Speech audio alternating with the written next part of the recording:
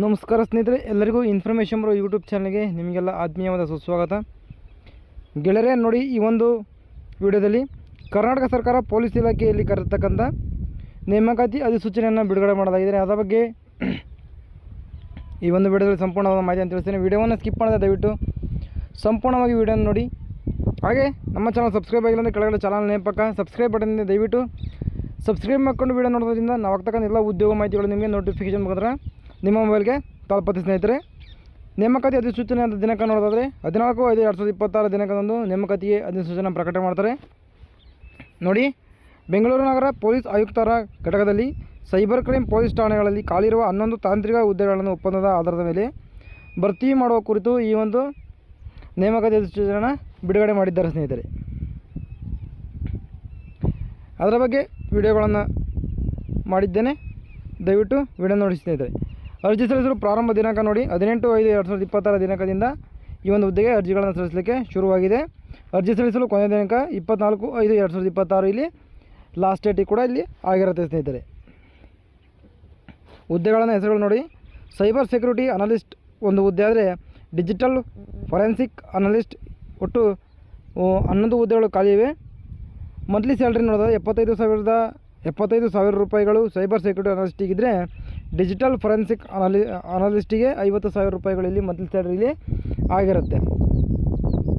ಇನ್ನು ವಿದ್ಯಾರ್ಹತೆ ನೋಡಿ, ಕ್ವಾಲಿಫಿಕೇಷನ್ ಪೋಸ್ಟ್ ನೇಮ್ ನೋಡೋದಾದರೆ ಸೈಬರ್ ಸೆಕ್ಯೂರಿಟಿ ಅನಲಿಸ್ಟಿಗೆ ಕ್ವಾಲಿಫಿಕೇಷನ್ ನೋಡಿದ್ರಿ BE BTech BCA MSc MCA information technology computer science electronics and communication ಮತ್ತು telecommunication any equivalent or relevant degree ಮುಗಿದಿದ್ರೆ ಹುದ್ದೆಗೆ ನೀವು ಅರ್ಜಿಗಳನ್ನು ಸಲ್ಲಿಸಬಹುದು. ಸ್ನೇಹಿತರೆ, ಇನ್ನು ಡಿಜಿಟಲ್ ಫೊರೆನ್ಸಿಕ್ ಅನಲಿಸ್ಟಿಗೆ ಕ್ವಾಲಿಫಿಕೇಷನ್ ನೋಡಿ BE BTech BCA MSc MCA information technology and computer science ಅಥವಾ electronics and communication and telecommunication and any equivalent or relevant degree ಮುಗಿದಿದ್ರು ಕೂಡ ನೀವೊಂದು ಹುದ್ದೆ ಕೂಡ ನೀವು ಇಲ್ಲಿ ಅರ್ಜಿಗಳನ್ನು ಸಲ್ಲಿಸ್ಬೋದು. ಎರಡಕ್ಕೂ ಕೂಡ ಒಂದು ಕ್ವಾಲಿಫಿಕೇಷನ್ ಆಗಿರುತ್ತೆ.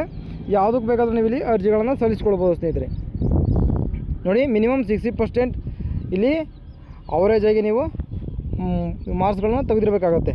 ಸರಿನಾ? ಮಿನಿಮಮ್ ಏಜ್ ಲಿಮಿಟ್ಗಳನ್ನು ನೋಡೋದಾದರೆ ಏಜ್ ಲಿಮಿಟ್ ಮಿನಿಮಮ್ 25 ವರ್ಷ ಆಗಿರಬೇಕು. ಮ್ಯಾಕ್ಸಿಮಮ್ 35 ವರ್ಷ ಇಲ್ಲಿ ಮೀರಿರಬಾರ್ದು. ಸ್ನೇಹಿತರೆ, ಸರಿನಾ?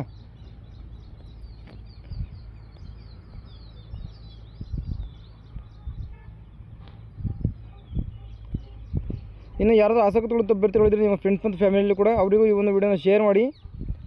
ಅವರು ಕೂಡ ಈ ಒಂದು ಹುದ್ದೆಗೆ ಯಾರಾದರೂ ಅರ್ಜಿಯನ್ನು ಸಲ್ಲಿಸಲಿಕ್ಕಂಥ ಅವಕಾಶ ಒಂದು ಸಿಗ್ತಕ್ಕಂಥ ಅಭ್ಯರ್ಥಿಗಳು ಅವರು ಕೂಡ ಈ ಒಂದು ಹುದ್ದೆಗೆ ಅರ್ಜಿಗಳನ್ನು ಹಾಕಲಿ ಅಂತ ಹೇಳ್ತಾ ಇದ್ದೇನೆ. ಸದರಿ ಹುದ್ದೆಯ ಗುತ್ತಿಗೆ ನೇಮಕಾತಿಯ ಅವಧಿಯು 11 ತಿಂಗಳು ಇದ್ದು ಇದು ತಾತ್ಕಾಲಿಕ ನೇಮಕಾತಿ ಆಗಿರುತ್ತದೆ. ಒಟ್ಟು 11 ತಿಂಗಳಿಗೆ ಇಲ್ಲಿ ನಿಮಗೆ ನೇಮಕಾತಿ ಮಾಡ್ಕೊಳ್ತಾರೆ. ತದನಂತರ ನಿಮಗೆ ಯಾವುದೇ ರೀತಿ ಉದ್ಯೋಗ ಇಲ್ಲಿ ಇರೋದಿಲ್ಲ. ಸ್ನೇಹಿತರೆ, ಒಟ್ಟು 11 ತಿಂಗಳು ಮಾತ್ರ ನಿಮಗೆ ಇಲ್ಲಿ ಹುದ್ದೆ ಇರುತ್ತೆ. ಸ್ನೇಹಿತರೆ, ಸರಿನಾ? ಇದು ಗುತ್ತಿಗೆ ಆಧಾರದ ಮೇಲೆ ತೊಗೊಳ್ತಿರೋದ್ರಿಂದ ಬರೀ 11 ತಿಂಗಳು ಮಾತ್ರ ನಿಮಗೆ ಇಲ್ಲಿ ಜಾಬ್ ಸಿಗ್ತಕ್ಕಂಥ ಆಪರ್ಚುನಿಟಿ. ಇಲ್ಲಿ ಯಾರಾದರೂ ಆಸಕ್ತಿಗಳ ಅಭ್ಯರ್ಥಿಗಳು ಇದ್ದರೆ ದಯವಿಟ್ಟು ಆನ್ಲೈನ್ನಲ್ಲಿ ನೀವು ಅರ್ಜಿಗಳನ್ನು ಸಲ್ಲಿಸ್ಕೊಳ್ಬೋದು ಅಂತ ಹೇಳ್ತಾ ಇರಲಿ. ವಿಡಿಯೋವನ್ನು ಮುಗಿಸ್ತಾ ಇದ್ದೇನೆ. ನೋಡಿ, 24/5/2026 ಸಂಜೆ 6 ಗಂಟೆವರೆಗೂ ಇಲ್ಲಿ ನಿಮಗೆ ಕಾಲಾವಕಾಶ ಇರುತ್ತೆ. ಎರಡೂ ಕೂಡ ಹುದ್ದೆಗೂ ಕೂಡ ಸೈಬರ್ ಸೆಕ್ಯೂರಿಟಿ ಅನಲಿಸ್ಟಿಗೆ 8 ಹುದ್ದೆಗಳಿದೆ.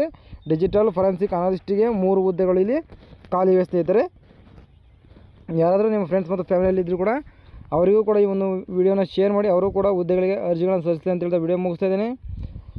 ಇದೇ ರೀತಿ ಎಲ್ಲ ಉದ್ಯೋಗ ಮಾಹಿತಿಗಳಿಗಾಗಿ ನಮ್ಮ ಚಾನಲ್ ಸಬ್ಸ್ಕ್ರೈಬ್ ಆಗಿದ್ದರೆ ಕೆಳಗಡೆ ಚಾನಲ್ ನೇಮಕ ಸಬ್ಸ್ಕ್ರೈಬ್ ಬಟನ್ ಇದೆ, ದಯವಿಟ್ಟು ಸಬ್ಸ್ಕ್ರೈಬ್ ಮಾಡ್ಕೊಳ್ಳಿ. ಹಾಗೆ ಬರ್ತಕ್ಕಂಥ ಬೆಲ್ ಐಕಾನ್ ಕೂಡ ಕ್ಲಿಕ್ ಮಾಡಿ. ಹಾಗೆ ಈ ವಿಡಿಯೋ ಇಷ್ಟವಾದರೆ ಲೈಕ್ ಮಾಡಿ, ನಿಮ್ಮ ಫ್ರೆಂಡ್ಸ್ ಮತ್ತು ಶೇರ್ ಮಾಡಿ ಅಂತ ಹೇಳ್ತಾ ವಿಡಿಯೋ ಮುಗಿಸ್ತಾ ಇದ್ದೀನಿ. ಬಾಯ್.